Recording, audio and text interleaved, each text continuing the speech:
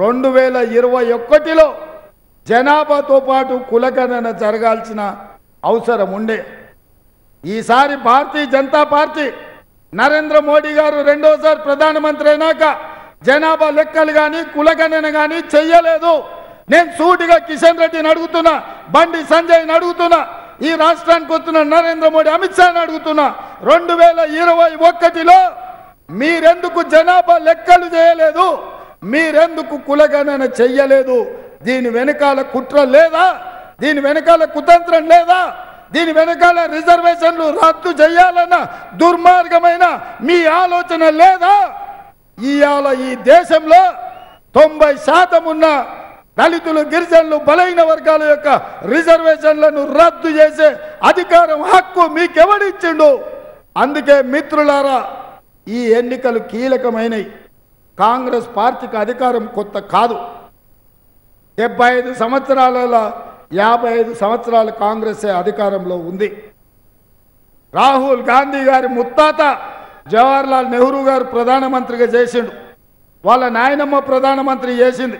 వాళ్ళ నాయన ప్రధానమంత్రి చేసిండు. వాళ్ళమ్మ యూపీఏ చైర్పర్సన్గా 10 సంవత్సరాలు మన్మోహన్ సింగ్ గారిని, పివి నరసింహారావు గారిని 5 ఏళ్ళు ప్రధానమంత్రిగా చేసింది. వాళ్ళకు పదవులు కొత్త కాదు. పదవుల పట్ల వాళ్ళకు వ్యామోహం లేదు. ఎందుకంటే మనం కళ్ళతో చూస్తున్నాం. పార్టీ అధ్యక్ష పదవి కూడా మల్లికార్జున్ ఖర్గే గారికి ఇచ్చిండ్రు. కానీ ఇవాళ నేను మీకందరికీ విజ్ఞప్తి చేస్తున్నా, మీకందరికీ నేను పర్సనల్గా మీ అందరికీ వేడుకుంటున్నా, ఈ దేశ ప్రజాస్వామ్యం, ఈ దేశంలో రాజ్యాంగం ప్రమాదంలో పడుతుంది.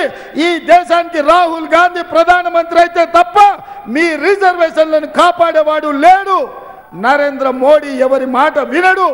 పార్లమెంటులో మెజార్టీ వచ్చిందంటే రిజర్వేషన్లు రద్దు కాబోతున్నాయి. అందుకే ఇవాళ మన రిజర్వేషన్లను కాపాడుకోవాలంటే ఈ దేశానికి రాహుల్ గాంధీ గారు ప్రధానమంత్రి గారు కావాలి.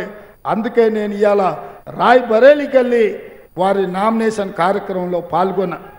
ఇది దేశం యొక్క అవసరం. ఇది నిజంగా దళితుల, గిరిజనుల యొక్క అవసరం. ఇవాళ దళితుల, గిరిజనులకు అండగా నిలబడే గాంధీ కుటుంబానికి మనము తోడుగా నిలబడాలి. మీడియా మిత్రులారా, పాత్రికేయ సోదరులారా, తెలంగాణ సమాజం ఆలోచన చెయ్యండి.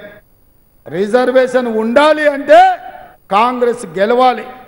రిజర్వేషన్ రద్దు కావాలి అంటే బీజేపీకి ఓటు వేయండి.